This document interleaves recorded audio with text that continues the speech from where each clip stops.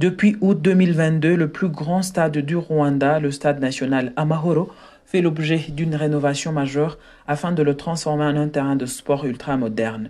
Les rénovations comprennent l'augmentation de la capacité d'accueil de 25 000 à 45 000 places, l'amélioration des installations extérieures telles que le petit stade pour le basketball et les jeux en salle, le gymnase paralympique, le parking et les voies d'accès ainsi que la clôture du périmètre.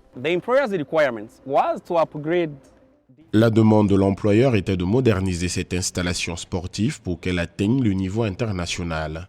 Cela signifie que nous devons répondre à toutes les exigences de la FIFA. Nous avons suivi toutes leurs directives car en fin de compte, nous devons obtenir la certification de la FIFA après l'achèvement du projet.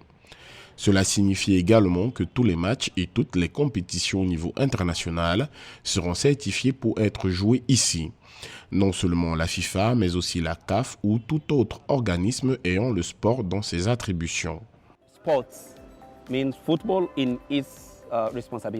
En plus de répondre aux normes de la FIFA, le nouveau stade est conçu pour accueillir des événements athlétiques majeurs, puisqu'il dispose d'une piste d'athlétisme à 8 couloirs conforme aux normes internationales. La surface de jeu du nouveau stade est hybride, mélangeant gazon naturel et gazon artificiel, conçu pour offrir une durabilité accrue et assurer plus d'heures de jeu par rapport à un terrain 100% gazon naturel.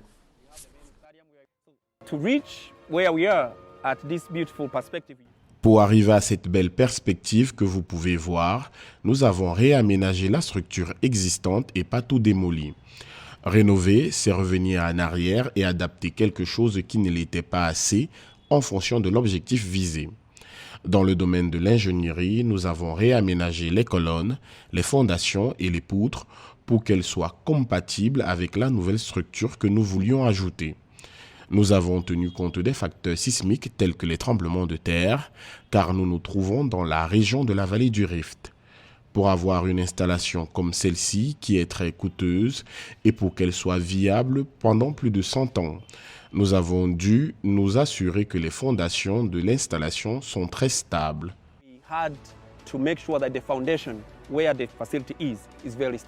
Le coût total du projet de rénovation s'élève à environ 165 millions de dollars.